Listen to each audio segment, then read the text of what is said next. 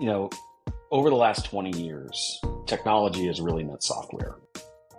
You and I could start a software company this weekend with a concept, a credit card, and some caffeine. Like we could get something launched and off the ground. And that's been that way for a long time, for decades now. And the playbooks for technology in that area are already very well written and very well understood. And that's nearly the exact opposite with deep tech. You have this kernel of technology that developed in a research lab or, in the dreams of a PhD that potentially has breakthrough capabilities. But that technology has to go on its own development cycle. Welcome to Deep Dive, the podcast where we will explore the ins and outs of managing deep tech products. I'm your host Ravi Sundaram, and we'll be talking to product leaders about the intricate and innovative process of transforming cutting-edge science and technology into products that shape our future. Join us as we learn from these industry-leading experts on how to turn groundbreaking scientific discoveries into tangible real-world experiences. Today, it's a real pleasure to have Mike Harmon, founder of Hardtech CMO, joining us. Mike is a veteran startup executive, and he founded Hardtech CMO to provide consulting and coaching services to help early-stage deep tech companies grow.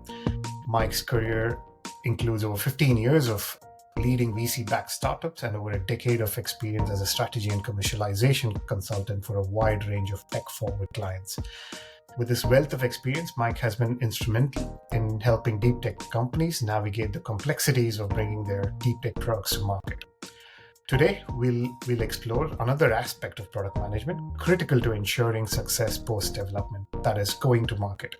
We tap into Mike's in-depth expertise on this subject and learn about how to think about messaging along the product development journey, before and after going to market, how to think about product messaging and advocacy during long development cycles in deep tech, and how to leverage partnerships along the way. We'll grasp the nuances of the best practices, the common mistakes, and potential obstacles to sidestep. Mike, real pleasure. Welcome to the show. Thanks, Ravi. I am excited to be coming to you from my new offices at M-Hub in Chicago, which is the place to be if you're interested in hard tech or deep tech here in the US. My office is literally located between a space logistics firm and a next-gen ingredient developer. So I am surrounded by innovation aimed at big problems, and it's just a great place for me to launch my business. That sounds so awesome. I mean, ideas must be just coming out of everywhere in that space. So brilliant, great to have you here, and we're keen to learn from your experience. So maybe we can start by sharing your story with our audience. Maybe you can tell us your motivations behind starting this effort after years of growing several companies. Maybe you can give us an overview of the services that you provide and where you focus in terms of go-to-market strategies, especially in the space of hard tech, deep tech. Sure, and thank you for the opportunity to do that. I've spent about half my career inside technology-focused companies as the first marketing person hired. So building the marketing and commercialization function within the organization from the ground up as these companies are going from 0 to 1. So I don't have a ton of experience going from, 10 to 100, but I have a lot of experience going from 0 to 1. And that's a different game. And it's a pretty hard game, but it's also a pretty fulfilling game to play. Typically what that means is you're building a product, you're raising money, you're developing IP and securing that, you're building progressively functional versions of your idea and finding either pilot partners or potential customers. And that's not something a lot of people have done. And I've done it a few times, including examples in both med tech and deep tech. When in addition to that experience and being able to advise or lead projects or serve as a fractional CMO, if you will, I also am a certified executive coach, which allows me to give my clients a greater sense of focus and also helps them see that they're working on the right things at the right time and the right way. As we'll get into later in the conversation, I'm sure, commercializing deep tech is way different than commercializing, software, for example, which has really dominated over the last 20 years. And that's I think you hit the nail on the head there in terms of commercializing deep tech and its challenges and opportunities. Of course, it's quite different. And as product managers in the space, we deal mostly, if not all the time, in that 0 to 1 space, because post that you're getting closer to a more traditional product management, although it's still way more involved. So no, absolutely looking forward to learning from your experience in the space. So maybe we can touch on the last bit that you said. It's different in deep tech, and a different approach is needed. Why? And what are some of the key factors to consider when we come up with strategies, especially when it comes to really new 0 to 1 products in emerging technologies? Sure. Well, over the last 20 years, technology has really meant software. You and I could start a software company this weekend with a concept, a credit card, and some caffeine. Like, we could get something launched and off the ground. And that's been that way for a long time, for decades now. And the playbooks for technology in that area are already very well written and very well understood. And that's nearly the exact opposite with deep tech.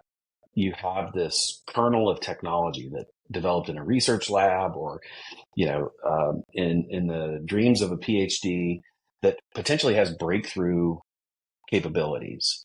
But that technology has to go on its own development cycle. And one of the things that folks, when they start getting interested in deep tech, run across the concept of the technology readiness level, TRL. And, that basically takes, from the kernel of a concept through prototyping, through, the different gates of progress to a sold product. And that actually serves as a very useful model, not only for the development of technology, but also the development of the commercialization approach relative to the stage of technology. And therefore, it's a much different playbook. In the early stages of a deep tech company, from a marketing standpoint, I tend to want to see customers in that early stage focusing on story, really helping people understand what it is that you're developing, why you're developing, and what the impact is going to be. Branding and messaging, and honestly, I would tilt more on the messaging side than investing a lot in brand identity. But really understanding and communicating what it is, what you're about, what you're changing, who you're for, and who you're not for. And then also things like that pay dividends a lot later on, like thought leadership, preparing yourself for thought leadership, doing things like these podcasts, being active on LinkedIn and other communities where you can start to establish yourself as the expert that you are and develop a community that can amplify the work that you're doing by virtue of engaging in that space. And then last is a little bit of a clip from the software playbook, but it's stakeholder management. So CRM has been a really popular tool over the years. I started using it in 2001, back when Salesforce was just a web-based sales automation platform. And I firmly believe, especially in the early stages of a deep tech company, that there's great institutional knowledge to be captured and great institutional discipline to be developed by leveraging a CRM type tool to manage all of your stakeholder engagements. So whether it's conversations with funders, potential employees, potential partners, you name it, you can start to capture that information and have that be the source of truth for a growing enterprise. There's already so many things that you've shared that is absolutely relevant and tangible for our audience. If I may repeat some of the learnings. So message the vision rather than create a brand, and its impact. I've noted that you said impact quite a lot, so that's absolutely the case.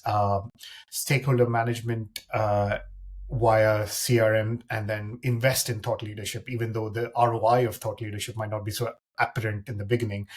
You encourage your clients and everybody in deep tech to actually invest in it because of the presence that you build against the vision that you've articulated. Um, Anything else that comes to mind that I've missed? Um, one of the things that does routinely come up in my work is, consider in investing in a coach. Someone who has the ability to help you discover the truths about yourself and your business. Because oftentimes that's where founders and founding teams, they can get stuck in their own heads, and it's not their fault. This is a complex game, and it's super Sure. ambiguous, and it can be a little anxious at times. And Mhm. so, whether it's an advisor, a mentor, a friendly investor, or a coach, getting surrounded with folks that are interested in what you're doing and can help you um, navigate the space and bring the best version of yourself into the office every day. That's sage advice again. Having somebody in an advisory capacity with a focus of growing the business, so that who's not in the weeds is what you're saying. Could actually bring tangible benefits. That makes Yeah.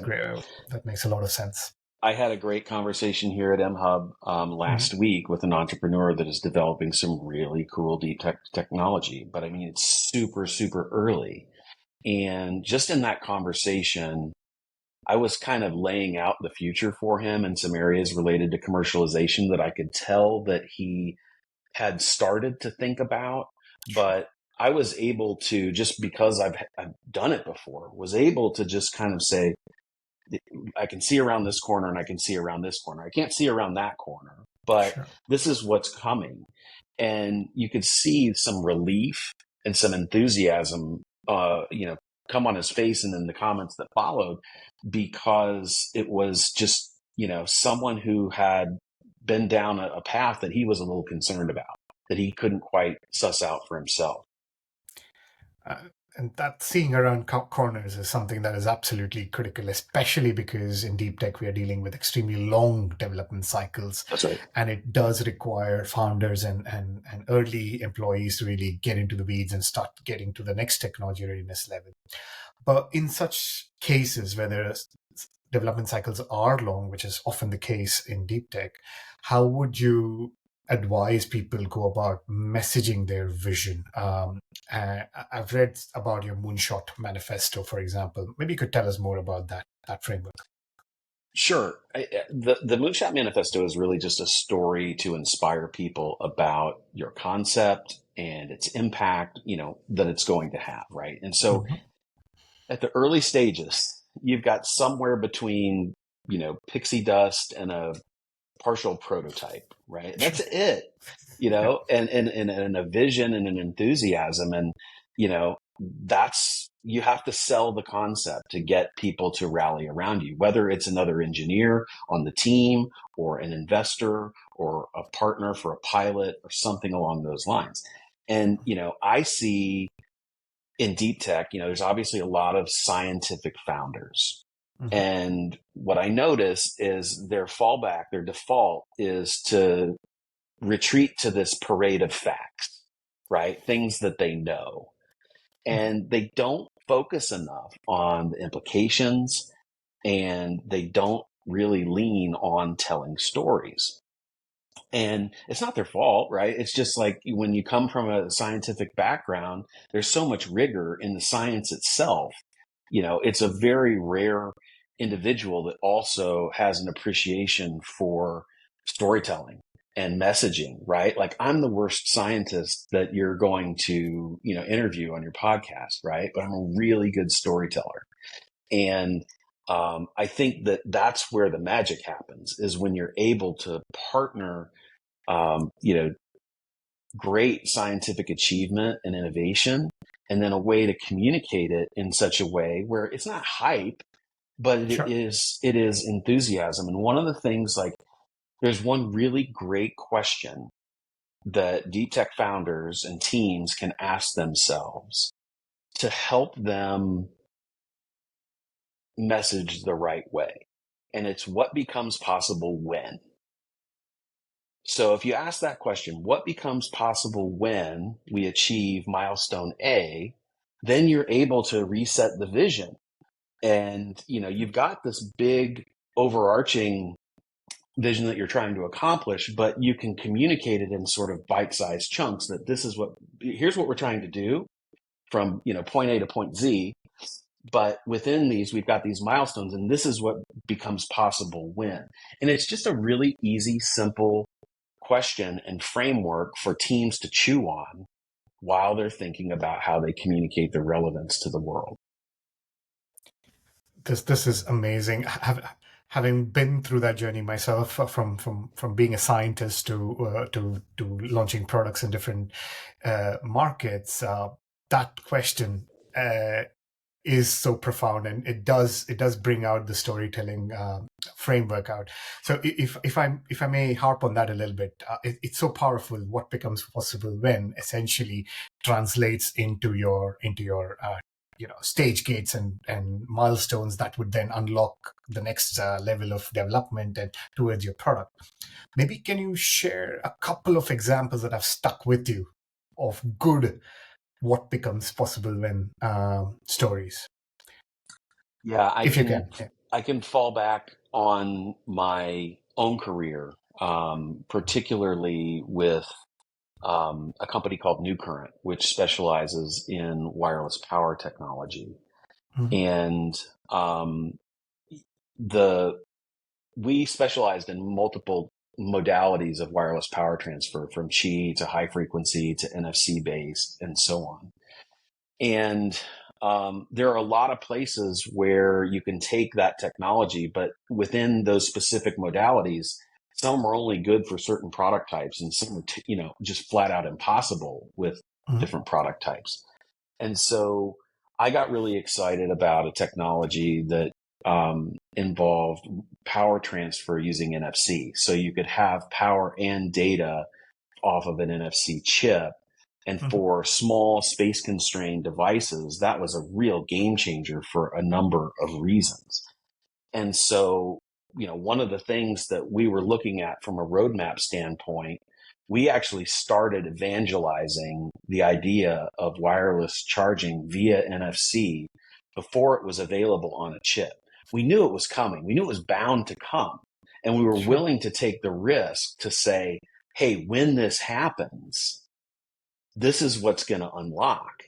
You're going to be able to eliminate connectors on these devices that are the number one point of failure for devices, and also have a data channel that can help you do debugging in the manufacturing stage, and loading software and things like that, right? And so Absolutely. we took that risk, right? We took that risk. We challenged ourselves to imagine the future, and we took that risk and we started building content about it. And guess what? 3 years ago, I did a webinar on expressing that that phones were going to be able to do reverse charging of Mhm. small devices. And guess what? We now live in a world where Android has just announced that they're doing that. So there is some boldness that but you have to have some conviction, and you have to have good relationships in the industry with analysts and manufacturers and chip makers, and like, we had those things, and because we did a lot of the things right in our stages of development, that we could kind of point to center field and say, this is going to be a home run, and we're going to hit it. Brilliant. So if I may again translate, essentially your messaging was your product would really take off when this kind of wireless charging took off, and you had the conviction to say, because of your contacts in the market, to really build that story around that vision. This is a great example of essentially articulating a scenario which would really accelerate your product adoption. Yep, that's correct. Brilliant. Brilliant. Digging a bit deeper into messaging strategy. Um, we just spoke about this what becomes possible when framework that would appeal to investors or your executives for investment if you're in a larger business. Are there frameworks that people can use to tailor their content, for example, for investors versus potential customers, or even the general public or Yeah, others? you make a great point. It's just an immediate thing to latch onto is one of the traps a lot of entrepreneurs fall into, especially technical ones, is, they're focused on a lot of times raising money, Mhm. and getting investors to buy into what it is that they're trying to do. And as things progress, they tend to sort of lean on that content, which is aimed at investors, which is not what you want to tell a customer or a partner, right? The investors want to see a large addressable market and want to see possibly multiple segments within there because that's going to produce, a return. At least that's been my experience. Whereas, a customer really wants content that's focused on their issue, their industry, their problem. And so the way that I address this with the companies that I've been in and with my clients is, and it's almost embarrassingly simple, but it really, really works. And it's to start with a series of questions, like an FAQ, right? That need to be satisfied about your product and your business.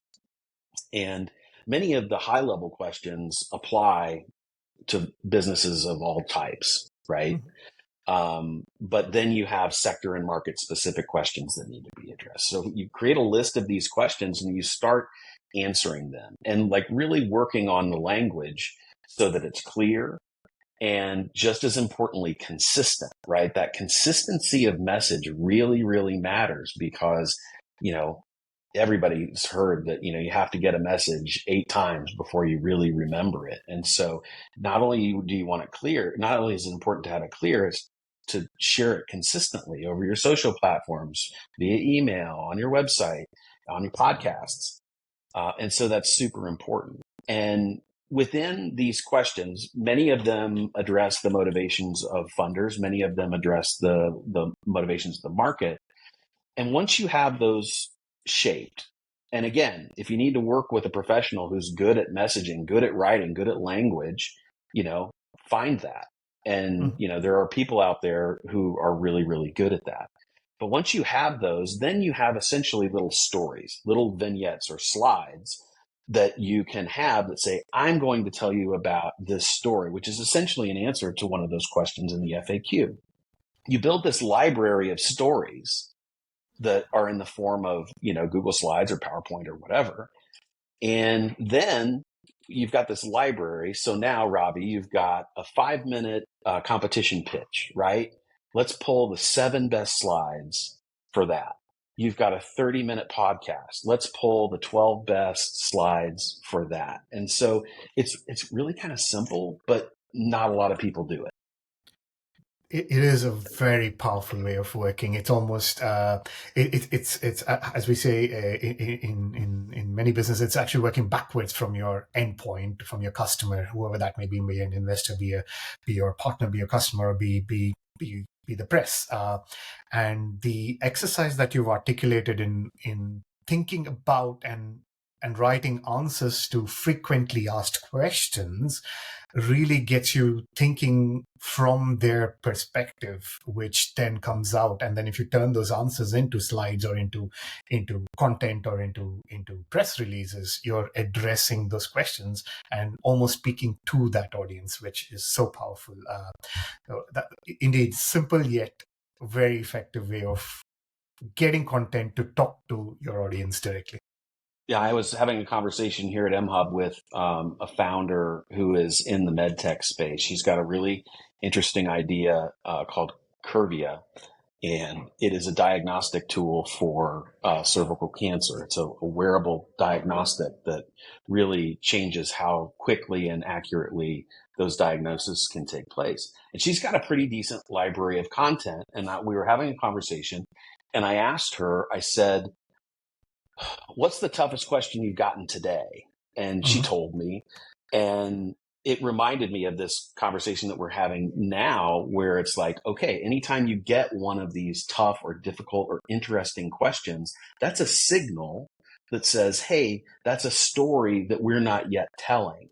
Maybe we know the answer, maybe we have a good answer, but we're not, we just need to add that to our catalog, to our Absolutely. playlist, and say, okay, that's great. And so I encourage everybody to, keep an ear out for those tough questions, or those questions where you might fumble around a bit, because it's an indicator that there's a message that needs to be developed. That's again a very interesting way of taking those tough questions and using it for better messaging moving forward. So paying attention to those, keeping them in your stock, that's great advice. On those lines, I've seen many a startup trying to answer those questions or portray their answers to those questions in a way that's not genuine to what their beliefs are, just to get the answers out, and therefore not hitting the mark in terms of messaging. So what would your advice be to founders or product people or early stage companies or large companies on finding that unique voice that brings out the most genuine messaging? Because in today's world of content overload, the genuine voice is what stands out in my view. Any advice on that? I do agree overall with the importance of that genuine voice. There are big cultural differences across the world that, are reflected or represented in some ways differently to different audiences, right? And so what is authentic in one part of the world may seem overblown or overhyped in another part of the world, right? We in the US are probably the most guilty of that, right? But, the importance is that authenticity. And, my experience has been that most technical founders, scientific founders, are actually very wary of overselling their technology. And my hypothesis is because it's ultimately on them to deliver whatever they say is going to happen, right? And so they're immediately like piling pressure on themselves. And so I think there's a tendency to kind of undersell, especially compared to their US-based counterparts in the software world, right? That is a hype machine. And so, I do help my clients, again, that what becomes possible when framework just really allows them to free up some creativity and possibility while still recognizing the reality of what needs to be developed. But I think, hopefully, like, great founders have humility, and great founders know what they're great at and what they suck at. And in the event that there's an area, particularly around the story, because I believe, and granted, I'm biased, but your story, especially as an early stage deep tech company, your story matters just as much as your technology. Because if you don't have the story, who's going to care? Absolutely. You got to get it across of what the possibilities are. And so, I think that is, it's okay if you're a brilliant scientific technical founder and you struggle in the areas of messaging, but that doesn't mean you should be lousy at messaging. You should find somebody who's capable of understanding and embracing what you're developing, and then making that accessible to the audiences that matter. Knowing your strengths is absolutely the key here, and building your team to complement your weaknesses with the strengths of the right team is absolutely critical.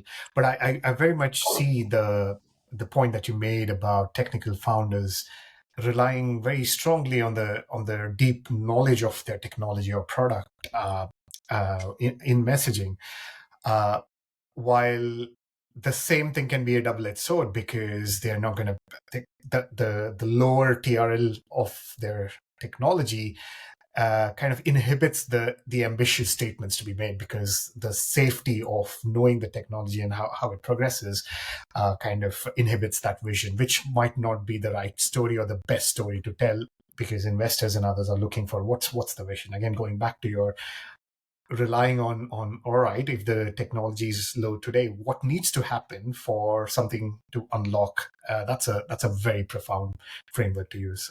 Thank you for sharing that. Sure, my pleasure. Brilliant.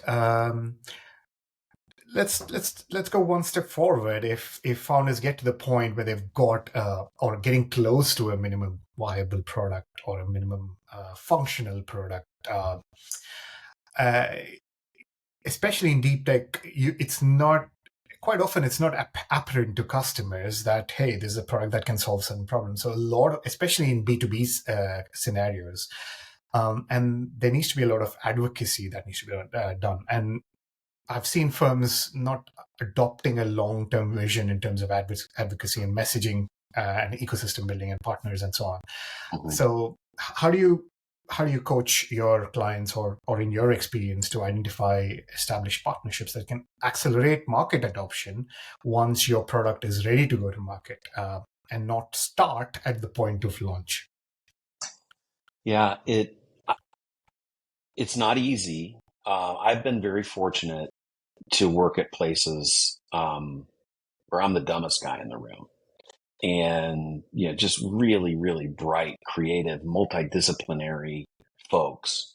And, you get schedule a conference room, you order a couple pizzas and bring in some beer and talk about where this technology can happen in a way where you're not distracted. Your phones are off, your emails shut down, your laptops are closed, and you're like really just talking about the problem and focused on it. And with a group of smart people, you can really start to develop some creativity and what I call a market hypothesis that says, you know what, this technology could be really impactful to, this type of role at this type of company. And you start putting those on the board, right? Mm-hmm. And kind of addressing them individually and saying, what are the strengths and weaknesses of this concept? And then prioritizing those and saying, you know what, let's go have some conversations. Let's find some people that meet this profile, that have this imagined pain, and let's go talk to them and see, how this would work. And most people, if they're approached the right way, and that's another aspect of marketing that really, really matters, is finding the right person and then approaching them with a message that says, we think you might have this issue, or we think that if, you had something like this problem might be solved. Would that be true? And if so, would you like to, have a call? So, you have to do the front end work, right? Mm-hmm. They're not out thinking about things that don't exist yet that are going to solve their problems. They're focused on their problems. And so you have to, bring a lot of creativity, imagination, but in some sort of structured way that says, okay, this is a better use case than this, right? And, this market produces 10 million units a year versus this market that produces 500,000, right? So there's some aspects of it that need reflection and debate and healthy, discussion about which to go after, because your resources are limited, right? You can't go reach everyone. Another tool that we adapted, I should say, from the startup world is the lean canvas. So we would take a scenario like this technology in this type of product and then run it through the canvas. And it would shake out some of these ideas, some of these creative market hypotheses that would say, oh man, we really should have this conversation with them. And then, Ravi, like after you do all that work, and let's say you've got a good hypothesis and you've got a good target at a good company, and you get the call, you have to listen. Absolutely. You have to hear what they're saying. You're not selling, you're investigating, right? And the time for selling is later on, right? But you're testing this concept, you're testing this hypothesis, and you're really doing yourself a disservice. You're trying to close a deal when you're really supposed to be getting some validation on an idea. I think this is extremely profound in terms of both the process of identifying early adopters or even customers that to approach in terms of brainstorming and really prioritizing the kind of customers, because you're right, you cannot reach your entire TAM. It's just not possible at the early stage. Right. But prioritizing, and then the last thing that you said, once you do identify the persona that you want to reach, that articulating the fact that this might be a problem and testing that hypothesis by listening and not trying to push your vision there as such. So use that as a feedback. I think that is absolutely critical. One of my other guests in one of the previous episodes said, actually, don't fall in love with your first product, because then you're missing out on a 10x improvement. So this Mhm. this is absolutely going in that direction. Well, it's really the start of a relationship too, right? I Mhm, mean, like, mhm, okay, I can develop some trust by relating to them and understanding, who they are and what they're about and what their problems are. And like, if you can use that to progress the relationship up. And if you have a good hypothesis type question, right? Well, if that goes favorably, then you've got a leading candidate for an initial pilot. absolutely. So, it makes sense to do it. It's kind of like, you don't ask someone to marry them the minute you meet them. You have a progression that, Yeah. that you follow to get to that place. And so it's very similar, in the deep tech world. Yeah, absolutely, and it builds that credibility and that trust, which is the foundation of any good relationship in be it a personal or this customer and business relationship. So Yep. that makes perfect sense. Maybe from your experience of doing this for clients as well as for your own companies in the past, can you share a big success where it has worked perfectly and a failure? So I think I'm a big believer in, yes, we learn from successes, but actually we learn the most from good failures. hmm So up to you if you want to start with a failure or success, but one example each if possible. I think I've got one that started as a failure, but based on the learnings produced a success. Oh, that's perfect. And so I'm gonna try and stick the landing on that one. We'll see how I do. But again, it reminds me of New Current. We had this really interesting enabling technology to allow wireless power transfer from a transmitter to a receiver. Mm-hmm.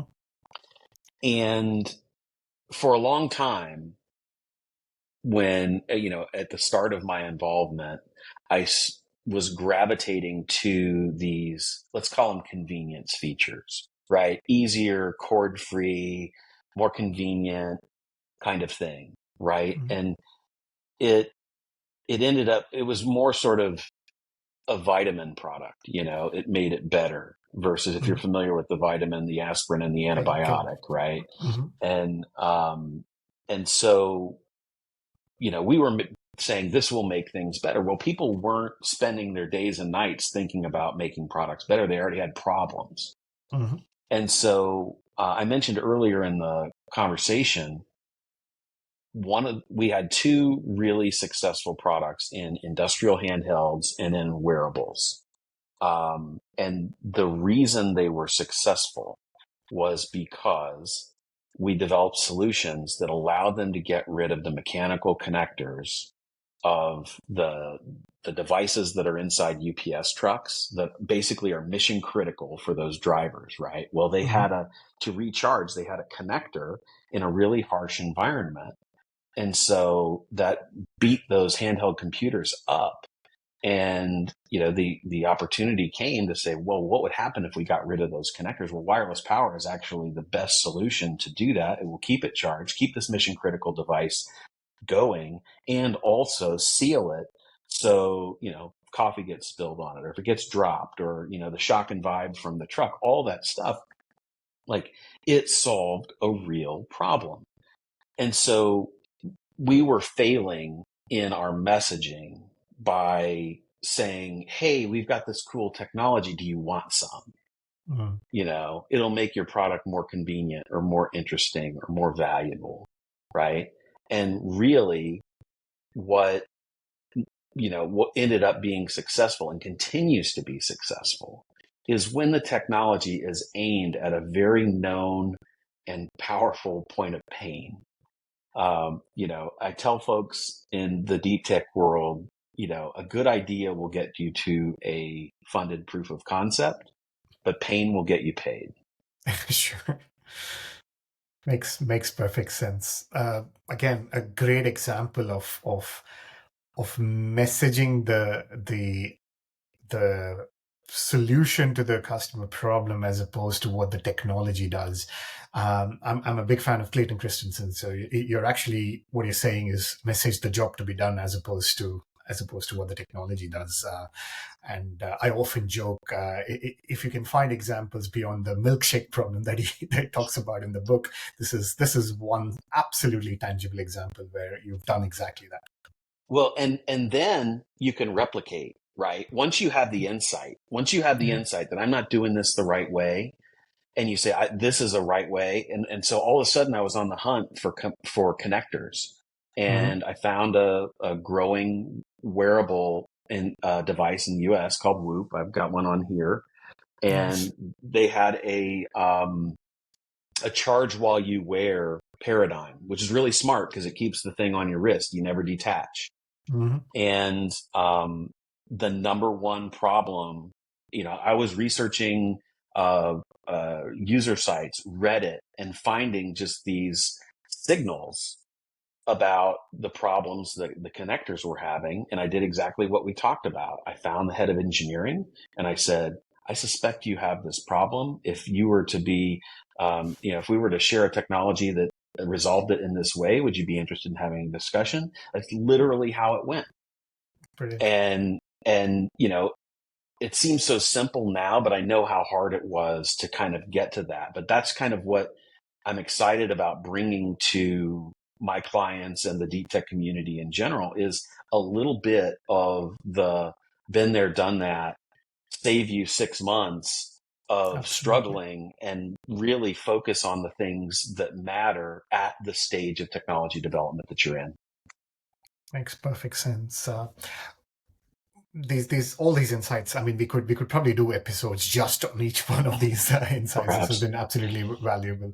Well, if I were to ask you one key takeaway or lesson that you would share with folks who are just about starting, imagine a new grad student coming out of his PhD thesis with a tech, or somebody from the industry looking to go in and apply a new deep tech into a new market. If you were going to tell them one thing, what would that be?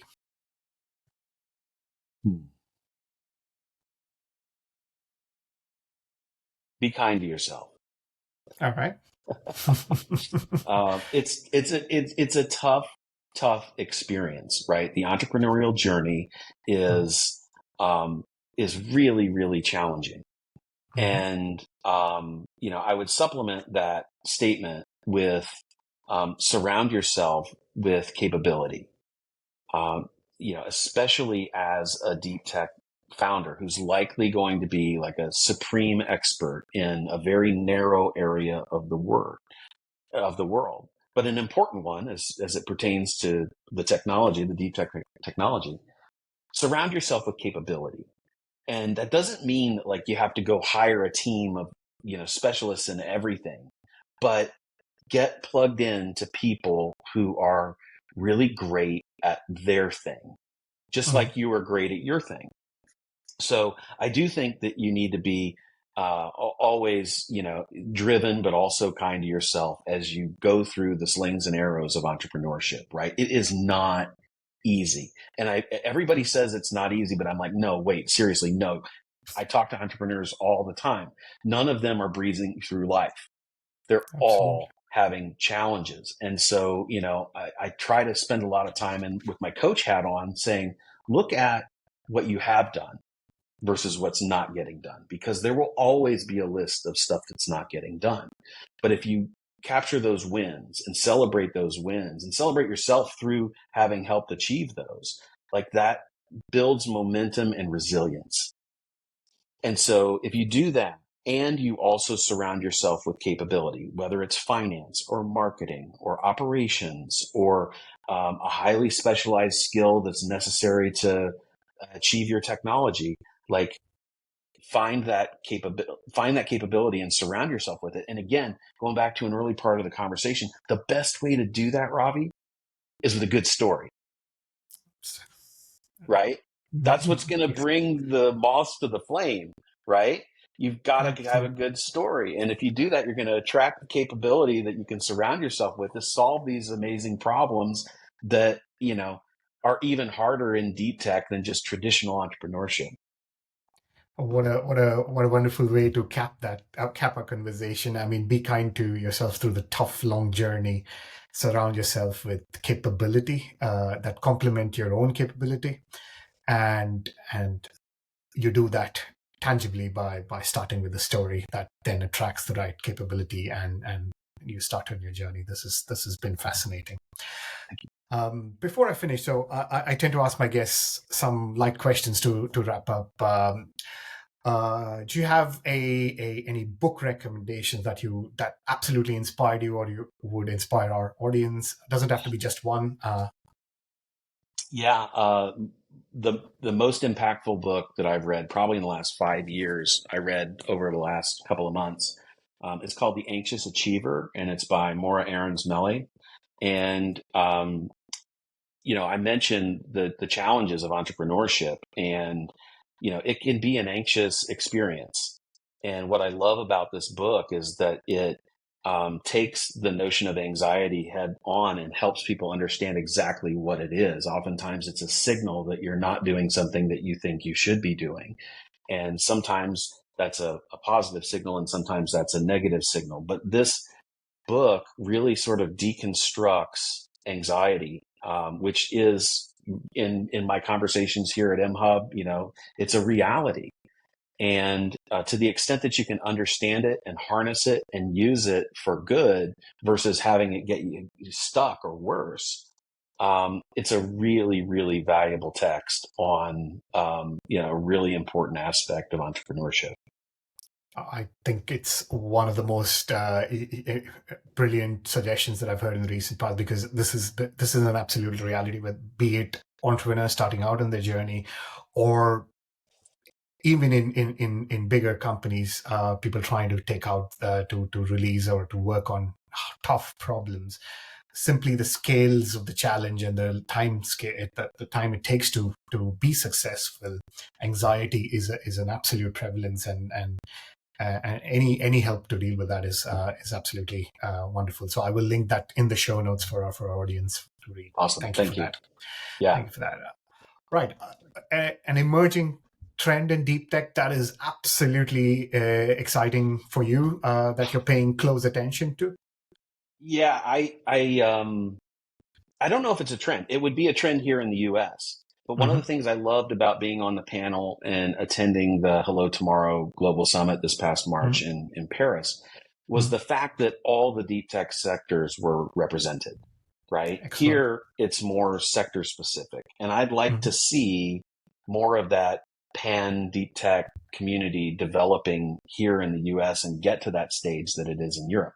Here at MHub, I mentioned I'm next to a space logistics firm and a new materials developer, right? And like that's Excellent.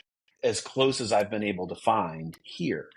But when you think about it, Robbie, whether it's clean tech or space tech or something else, Mm-hmm. they are absolutely going to also be influenced by AI and quantum, and when those innovations leverage other innovations, that's where the exponential gain comes, right? You know Yep. that probably better than anybody.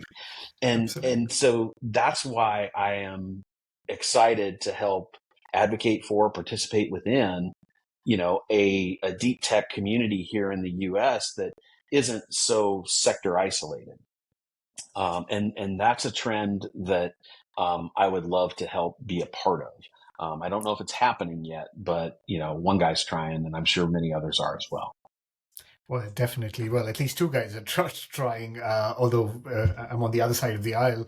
But absolutely, I think there are learnings across the verticals that could be leveraged, not only not only in the technology helping each other, but actually the frameworks and the way you operationalize these efforts.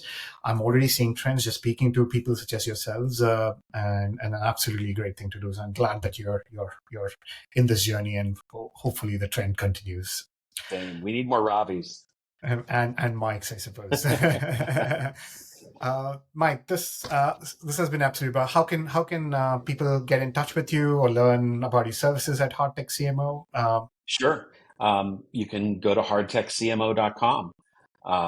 That's the website that I have for the business, which talks about the consulting services and my coaching practice as well. And then also content, some of the things that we've talked about today, I've done content on, and some of the things that I'll think about after this conversation, I'll do some more on. So I'm also pretty active on LinkedIn. You'll find me at Michael Harmon on LinkedIn or Hardtech CMO there as well. So we'll link to those in the show notes so people can find you easily.